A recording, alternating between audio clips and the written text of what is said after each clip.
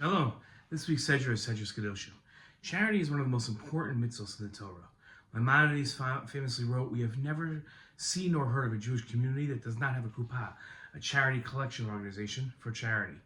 A survey of American Jewish donations in 2022 found that some 3/4 of American Jewish households gave to charity that year, donating an average of more than $10,000. The survey found that Jewish households give about 35% more than non-Jewish households. In this week's Torah portion, God commands, "When you reap the harvest of your land, you shall not reap all the way to the edges of your field, nor gather the gleanings of your harvest. You shall not pick your vineyard bare, or gather the fallen fruit of your vineyard. You shall leave them for the poor and the stranger. I am your God." As Rambam wrote, when a person harvests his field, he should not harvest the entire field. Instead, he should leave a small portion of the standing grain at the end of his field.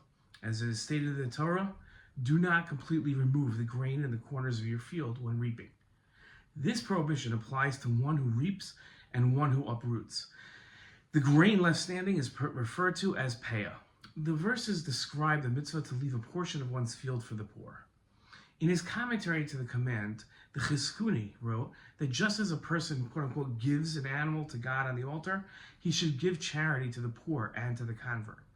According to his comments, the Sforno wrote, "Since we accept one God, we should act like God and give charity." Now, what is the connection between accepting God, acting like God, and giving charity? Rambam wrote elsewhere, "We are commanded to walk in moderate ways, and they are good and straight paths, as it's written in the Torah, and you shall walk in his ways."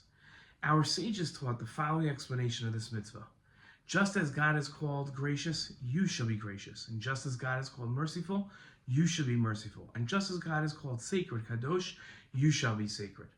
In a similar manner, the prophets called God by another title: slow to anger, abundant in kindness, righteous, just, perfect, almighty, powerful, and the like. They did this so to inform us that these are good and just paths.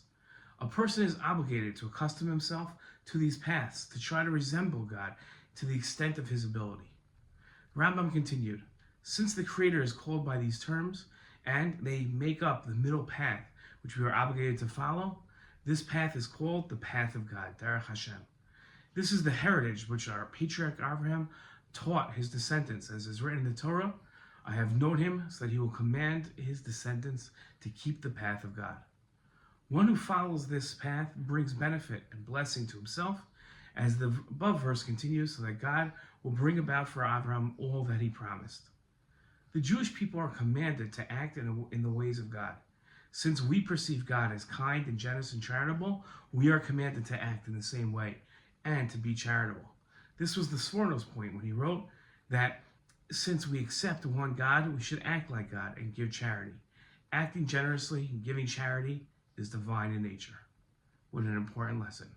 Shabbat Shalom.